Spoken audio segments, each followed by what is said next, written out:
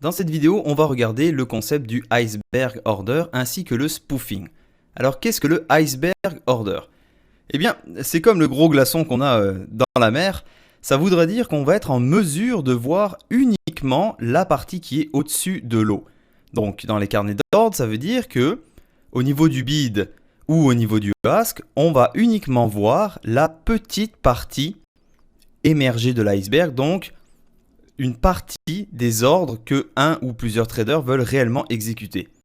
Et quand le marché va commencer à attaquer ces ordres-là, l'ordre va automatiquement rafraîchir pour pouvoir exécuter l'ordre au complet.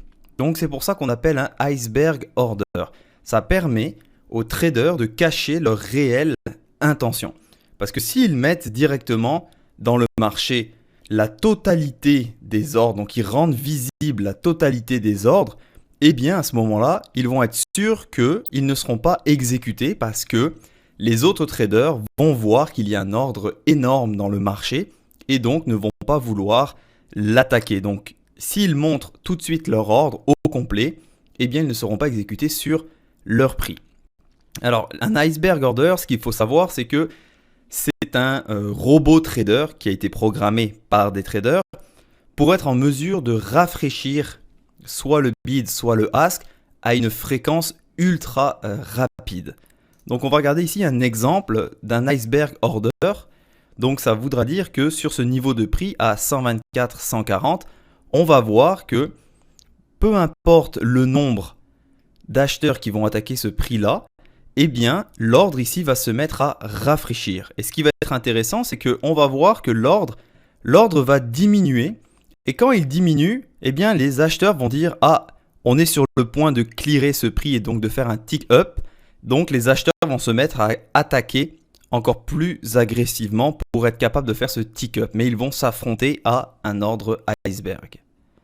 Donc, le iceberg order, dans ce cas-là, ça va être les acheteurs qui avaient initié des positions longues donc sur le bas du marché, ils vont vouloir se débarrasser de leur position sur ces niveaux-là. Et pourquoi ils font ça? Eh bien, parce qu'on s'en va pour faire un profile breakout ici. Et donc, si jamais le profile breakout ne marche pas, le marché va revenir ici dans ces zones-là. Donc, ils vont perdre plusieurs ticks. Et donc, quand un acheteur veut se débarrasser de ses contrats, il doit placer un ordre limite au niveau des vendeurs. Il doit, si vous voulez, redonner sa position. Il doit se séparer de son contrat.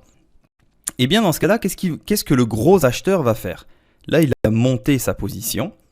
Eh bien, il va placer ici un ordre iceberg pour se débarrasser de plusieurs milliers de contrats. Et donc, les nouveaux acheteurs qui n'ont pas été en mesure de prendre position sur les niveaux plus bas, eux, ils voient que, eh bien, il y a potentiellement un breakout sur le volume profile. Alors, ils vont mettre des ordres marché.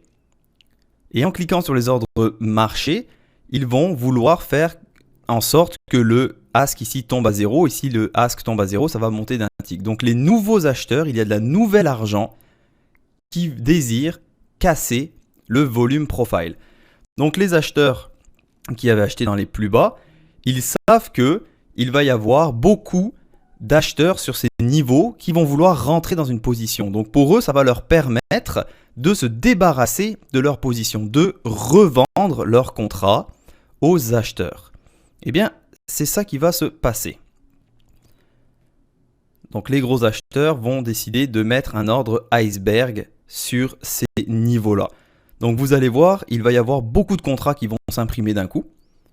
Pourquoi? Parce qu'il y a des acheteurs qui veulent casser ce point, qui veulent casser ce point de pression, qui veulent casser le niveau.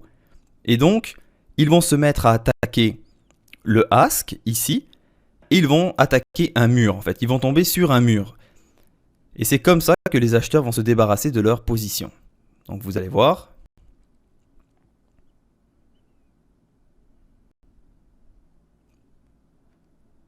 « 3200 au niveau du ask, 300 dans le inside print. Et d'un coup, 3600, 5000. Regardez les ordres, comment ils sont petits. On n'arrive pas à aller plus haut, ça revient.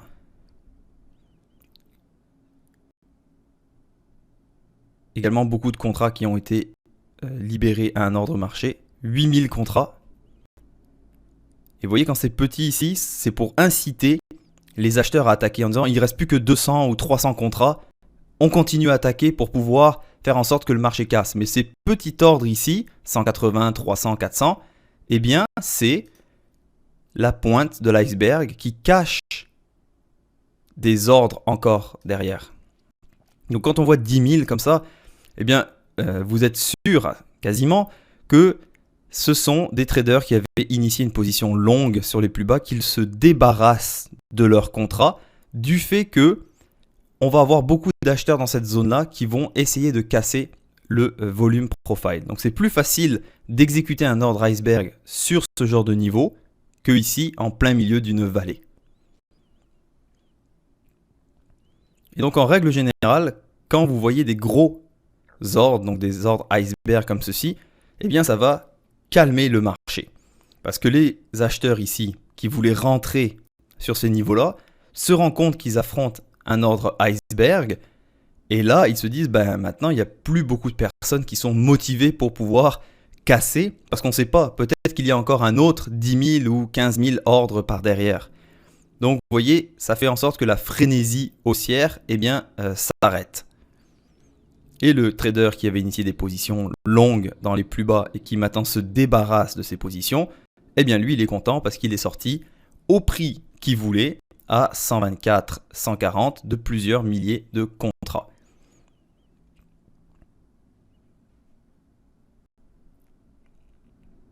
Et maintenant on fait 2 ticks plus haut. Et on peut voir maintenant que il y a plus des milliers de contrats qui sont imprimés dans le inside print ici.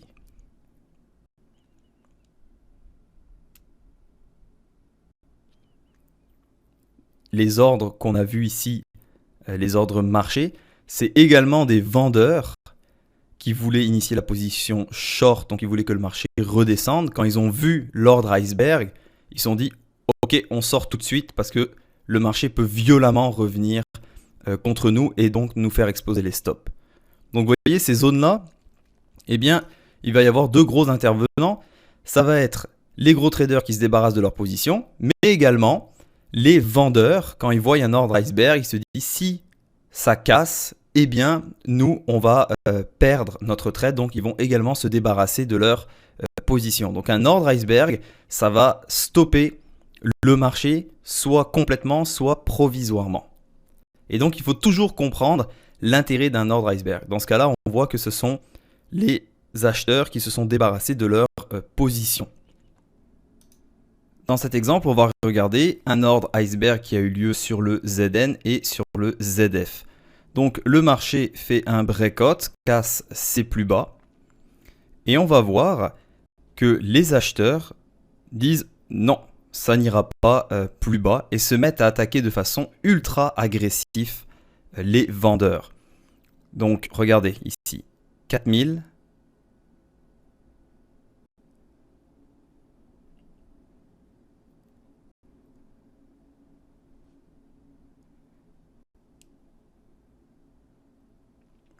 Et on voit que les vendeurs n'attaquent pas très agressivement le prix d'en dessous. Pour l'instant, ils se défendent juste de l'ordre iceberg qui est fait par les acheteurs. Donc regardez, quasiment 7000 maintenant. Donc quand on voit ce genre de configuration, soit les vendeurs vont être plus forts et à ce moment-là, le breakout va continuer, ou alors ça va complètement stopper le marché, car les vendeurs voient la puissance des acheteurs et se disent on va pas prendre de risque de continuer notre breakout, on va pas prendre de risque d'attaquer ici avec des ordres de marché les plus bas parce que les acheteurs sont trop puissants. Donc ça, c'est le genre de iceberg order qui coupe complètement un marché, qui coupe l'élan, si vous voulez, aux vendeurs. Donc maintenant, on est quasiment à 11 000 contrats. Et vous voyez, il y a de l'absorption également sur le ZF.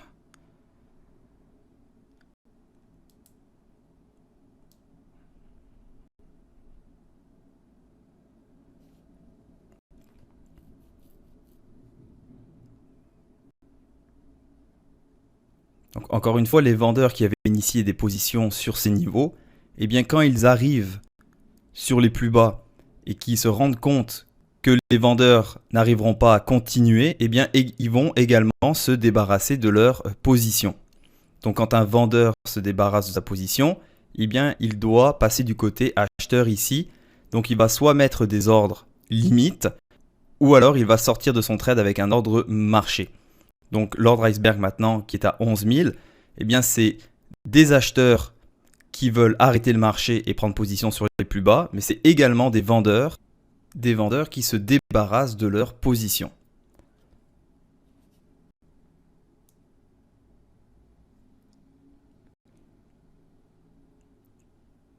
Donc ce genre d'iceberg order, eh bien ce qu'il faut savoir, c'est que dans ce cas-là, j'ai initié une position short. Eh bien quand je vois ça, si le marché fait un tick plus haut, donc si le marché trade à 24 290, il va falloir que je sorte tout de suite de mon trade. Donc tant que ici les vendeurs arrivent à contrôler l'iceberg order sur 24 285, eh bien je peux rester dans ma position. Car si les acheteurs n'ont pas la force d'arrêter le marché et n'ont pas la force de le faire remonter, eh bien ça peut donner un signal aux vendeurs de continuer le breakout. Donc on va vraiment faire attention quand on a des iceberg orders, surtout tout de suite après un breakout. Et on voit sur les 3 bons, eh bien on est sur des tick up. Donc vous voyez ici quasiment 800 contrats sur le ZB, c'est vraiment un chiffre important pour le ZB. Ici, on est rendu à 15 000 contrats. Donc, il ne faudra absolument pas hésiter à sortir de son trade s'il y a un tick up. Donc, vous regardez le tick up qui s'est exécuté tout de suite. Je suis sorti de mon trade. Pourquoi ? Parce que le marché maintenant peut facilement se retourner violemment contre moi. Et maintenant, on voit qu'il y a un point de pression sur ce niveau. Donc, ça va être facile pour le marché, s'il casse, de revenir complètement dans ces zones-là. Donc un iceberg order, ce que ça va faire, c'est que ça va ralentir le marché ou l'arrêter complètement. Donc quand on voit ce genre d'action dans le carnet d'ordre, eh bien on va faire très très attention et surtout on ne va pas hésiter à sortir parce que ça veut dire que du côté acheteur, eh bien il y a une très grosse puissance. Ça veut dire qu'il y a un trader ou plusieurs traders qui ont des millions de dollars maintenant dans le marché. Alors le spoofing, c'est quoi ? C'est quand au niveau du bid ou au niveau du ask, des traders vont ajouter des contrats ou alors vont en retirer. Donc ils ajoutent ou retirent des contrats, mais ils n'ont pas l'intention de réellement rentrer dans une position. Ça va être pour faire de la manipulation sur les carnets d'ordre. Donc, dans cette configuration, qu'est-ce qu'on voit ? On voit ici, on voit que le marché trade sur le bas de son range qui est ici. On voit au niveau du ask un ordre à 5000, un ordre à 6006 et plus haut un ordre à 4006. Donc, ce sont les vendeurs qui, pour le moment, affichent, si vous voulez, le fait qu'ils sont présents et qu'ils ne veulent pas que le marché redescende. Et de l'autre côté, eh bien, on a les acheteurs qui, eux, veulent savoir si, effectivement, les ordres ici sont réels et s'il y a réellement une détermination des vendeurs à faire tomber le marché, donc à faire un profile breakout.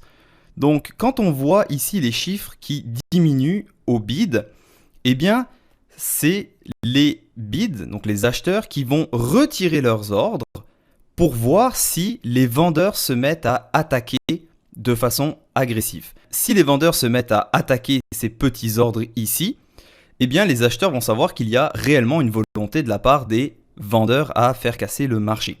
Mais s'ils ne l'attaquent pas, eh bien à ce moment-là, les acheteurs vont essayer d'attaquer les asks pour voir si ces ordres-là sont réels. Donc regardez ce qui se passe. Les ordres se remettent d'un coup à 900, 2000, et regardez ici, il y avait un ordre à 6000, un seul contrat a fait en sorte que 3000 asks se sont retirés. Donc on voit que ce sont du spoofing ici de la part des vendeurs. Ils avaient placé des ordres et ils n'ont pas réellement voulu être exécutés. Donc dès qu'il y a un contrat qui est tradé dessus, ils vont retirer leurs ordres pour ne pas être justement exécutés. Et il y avait juste 77 contrats, on est rendu à 2700 et voyez le marché qui remonte. Et donc ça va être cette partie de poker menteur, de savoir si les ordres au niveau du bid ou au niveau du ask sont vrais. Donc c'est ça qu'on appelle du spoofing. C'est le fait de rajouter des ordres et de les enlever. Et donc, ce qu'il faut savoir, c'est que si les ordres sont faux, comme dans ce cas-là, on a vu que les ordres étaient faux, eh bien, ça va donner de la conviction aux acheteurs de faire remonter le marché. Et à l'inverse, si on voit que au niveau du bid, les ordres sont faux, donc qu'il y a du spoofing, que les ordres sont tout de suite retirés dès qu'il y a des contrats, eh bien, à ce moment-là, ça va montrer que les acheteurs ne sont pas réellement présents, n'ont pas la conviction qu'ils veulent réellement faire remonter le marché. Et dans ce cas-là, ça va donner la conviction aux vendeurs d'écraser les acheteurs, donc de placer des ordres marché et de faire descendre le marché pour faire un breakout profile. Donc, le spoofing, c'est vraiment de voir, de tâter un petit peu le terrain. Et donc, dans ce cas-là, on voit que là, le marché remonte parce que les acheteurs se sont rendus compte que tous les ordres des vendeurs, eh bien, c'était du spoofing.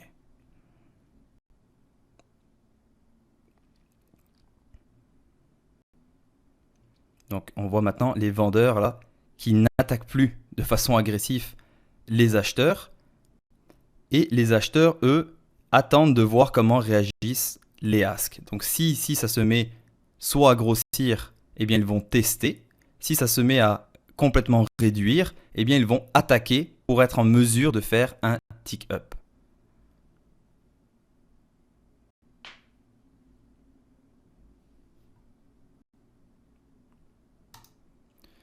Donc, pour résumer, les ordres iceberg, on va faire très attention, surtout quand on est dans les plus hauts ou dans les plus bas dans le cas d'un breakout, ou alors sur un breakout au niveau du volume profile. Donc le iceberg order, ça va soit complètement arrêter le marché et retourner la tendance, ou alors c'est un trader ou plusieurs traders qui se débarrassent de leur position sur des niveaux clés et le marché va avoir tendance à ralentir et par la suite il pourra repartir. Et le spoofing, quand vous voyez qu'il y a énormément d'ordres d'un côté, donc comme des block trades, si vous voyez qu'à chaque fois qu'il y a quelques contrats qui sont imprimés au niveau du inside print et que les ordres se retirent, eh bien c'est ce qu'on va appeler du spoofing. Ça veut dire que la volonté eh bien, ne sera pas là, c'est simplement pour faire peur à l'autre partie. Donc de façon générale, vous allez voir que le spoofing et les iceberg orders vont se retrouver en général dans les mêmes zones. Donc on fait très attention.